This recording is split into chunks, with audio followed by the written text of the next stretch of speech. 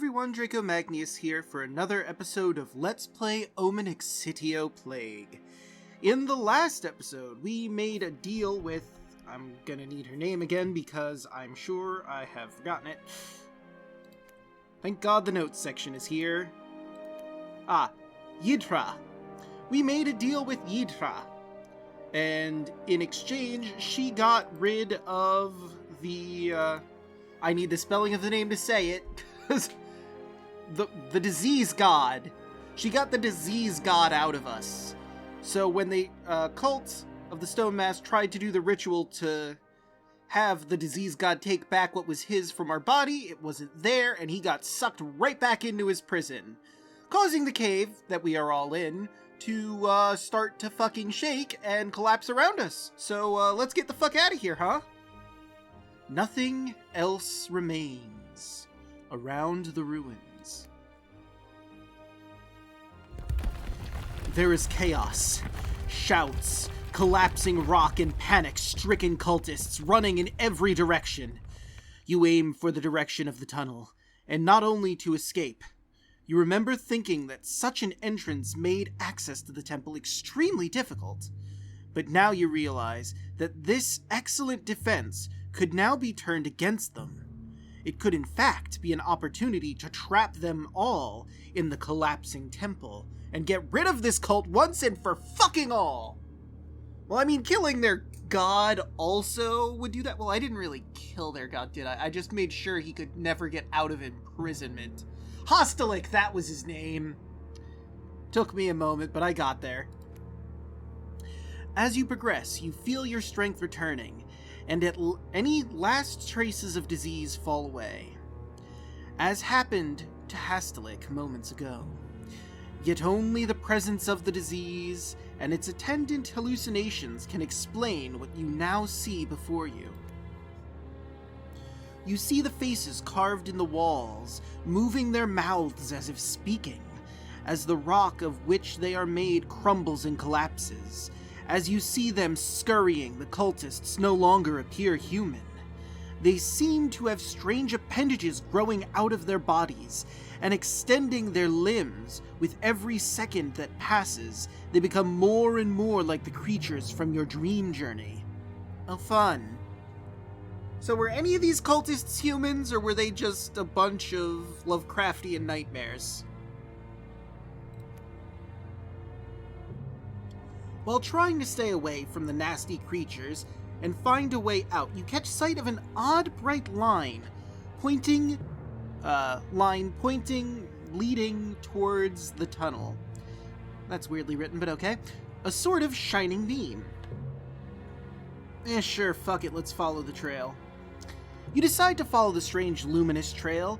Picking up your pace, you soon realize that this path allows you to move faster, helping you avoid both rock falls and running cultists. It could, however, merely be another hallucination. In front of you, in the corridor, there's a space, a niche. This could well be an opening to the tunnel which leads to the beach. You sneak inside. Since this is the only way out of this underground temple, it might be the perfect opportunity to permanently destroy the cult of Hastlyk. Suddenly you realize that the streak of light does not follow the path of the tunnel, but rises and stops at a precise point on the walls. Looking carefully, you notice that the rock seems soft here. If it collapsed here, it would surely block any possibility of escape for all those left behind. You attempt to strike that particular spot as hard as you can. There is a faint cracking noise in the rock. Looking up, you realize that the stones are being held in place by a bulge in the rock. Perhaps it will not be possible to create a collapse after all. Deciding to have faith in your hallucination, you lean back against the opposite wall and get ready to kick it. With one very hard kick, you manage a slight movement of the rock and a small shower of stones. Then you hear voices. The cultists are escaping towards you. Yeah, no, fuck fighting them. Continue. You continue kicking decisively. Once, twice. At the third, and crack in the rock... the crack in the rock yields, and many boulders fall, blocking off most of the tunnel, and completely blocking the exit. Beyond the crashing rocks, you can hear the anguished cries of the cultists, realizing their attempts to escape are now futile. Hooray! Away in the dark. You move rapidly away from the collapse of the rock, and through the tunnel. After a few meters, you come across a small group of cultists who had already entered the tunnel before you. The noise of the crash must have stopped them in their tracks. When they recognize you, however, their anger takes over, and they prepare to attack. You see that just by them, there's a rock protuberance that you could use as a step to jump past them. No, yes. Don't mind me checking my agility. Yeah, no, get past. Son of a bitch! Well, fighting wasn't gonna work. My fighting was dog shit. In desperation, you muster all your remaining energy and use the rock protuberance as a foothold to leap over the man. Alas, your movements and coordination are imprecise, and you collide with the first of the cultists. Your collision sends him straight to the ground, but you fall too painfully against the rocks. The cultist starts getting to his feet, and you can hear the others gathering behind you. Well, shit. They pounce on you and slam your body violently against a rock wall. Their gleaming eyes betray their rage and desire for revenge. One looks back towards the tunnel, as if expecting more survivors, when suddenly, something like thunder shakes the earth. The temple of Hastlyk has finally collapsed.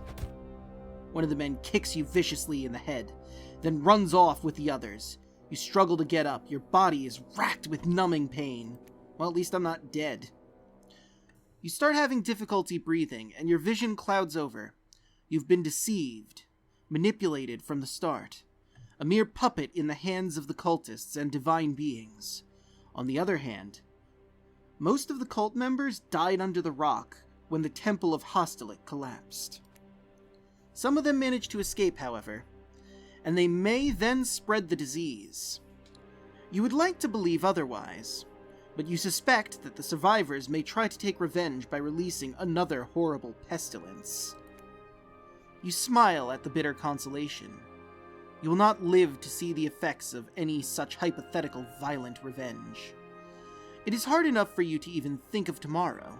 Narlethotep, Hydra, Azathoth. Hastlyk is not the only threat after all.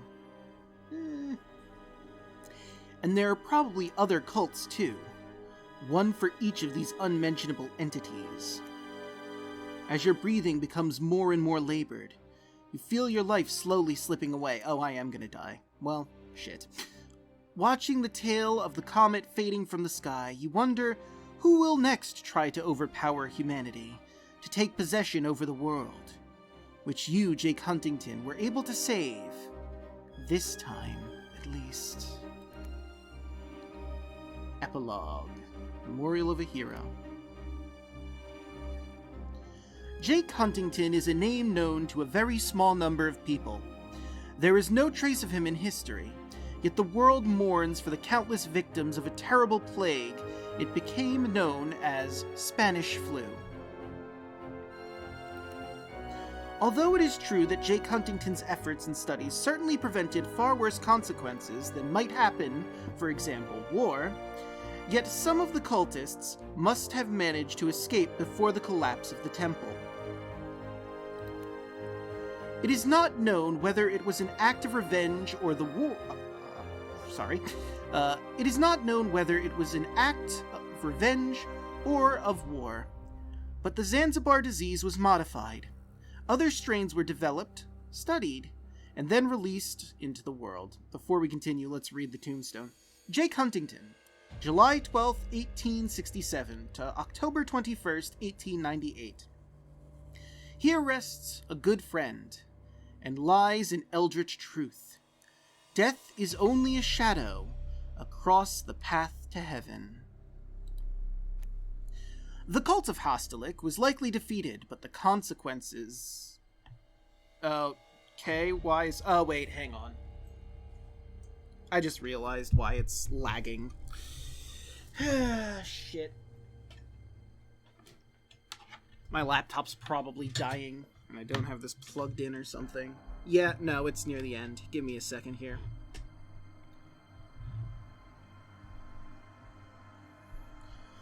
Okay, there we go. Now, with all that said and done, the cult of Hastlyk was likely defeated, but the consequences were still disastrous. Millions upon millions of deaths. Furthermore, in addition to learning of their existence and of the disease, Jake made other more disturbing discoveries, encountering beings such as Narlethotep and Hydra. Beings with unpronounceable names, I don't know, I pronounced them all right, waiting in the darkness, ready to seize and take possession of the world and its inhabitants. Who, for example, this Azathoth, served by both of these gods, albeit in very different ways. I mean, Hydra seemed alright. Jake Huntington would never know, but it is likely that someone else will one day encounter one of these terrible and frightening ancestral beings. And when that happens, whether they are able to face up to them in triumph, or whether they will succumb, as it happened to the good doctor, only destiny will decide. The end. Wow, I wasn't expecting to end here. Shit. Wow, I wasn't expecting... If I had known the finale was gonna be here so soon, I would have just fucking... what the hell? Okay, that was weird. Why is this wigging out on me? There we go. It's really fighting me on this, and I don't know why. There we go, that's all done. Way in the dark.